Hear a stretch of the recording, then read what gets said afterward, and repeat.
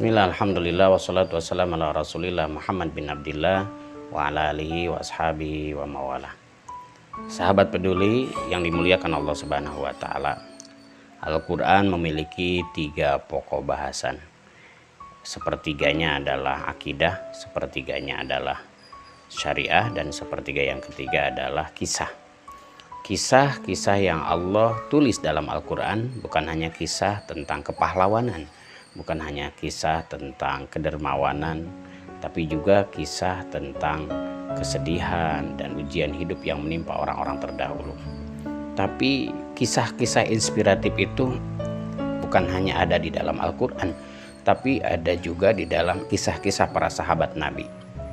Salah satu di antaranya adalah khalifah pertama, yaitu Abu Bakar Siddiq radhiyallahu anhu, sahabat yang menjadi perwakilan atau yang menjadi khalifah pertama pasca wafatnya baginda Rasulullah, dikenal sebagai orang yang kaya raya, dikenal sebagai orang yang sangat dihargai, dan dikenal sebagai sahabat yang sangat dermawan.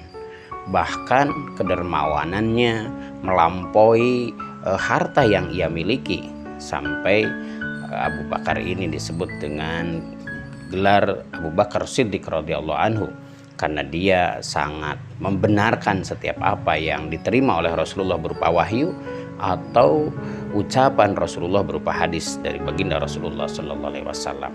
Pelajaran yang bisa kita ambil dari Abu Bakar Siddiq radhiyallahu anhu adalah kedermawanannya yang tiada batas, kedermawanannya yang sangat memukau.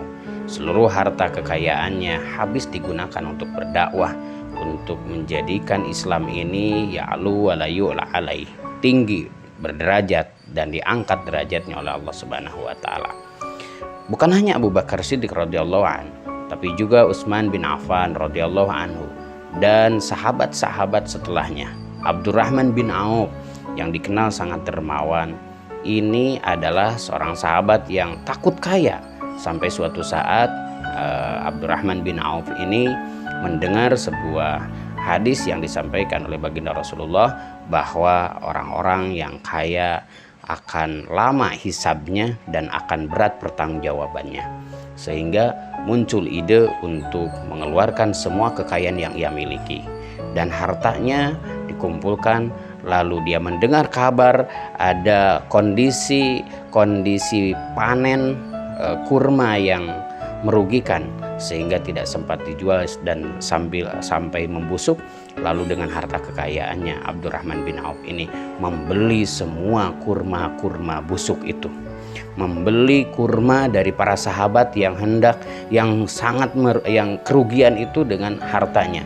Ditumpuk semua kurma-kurma busuk itu. Tidak ada satupun orang yang mau membeli kurma-kurma busuk itu.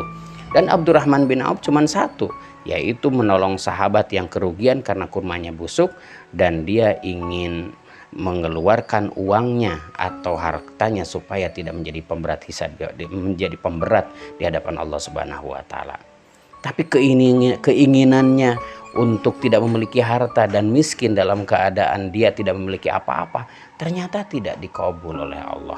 Justru Abdurrahman bin Auf setelah memborong semua kurma-kurma sahabat Rasulullah yang akan mengalami kerugian, justru mendengar ada seorang yang terkabar di sebuah tempat ada wabah yang sangat banyak sekali menimpa banyak orang, dan satu-satunya obat, kata tabib itu adalah satu-satunya obat yang akan bisa mengobati mereka adalah dengan kurma busuk. Lalu orang-orang ini mencari siapa pemilik kurma busuk yang stoknya banyak. Ternyata sampailah bahwa yang memiliki kurma busuk dengan stok yang sangat banyak itu adalah sahabat Abdurrahman bin Auf ini.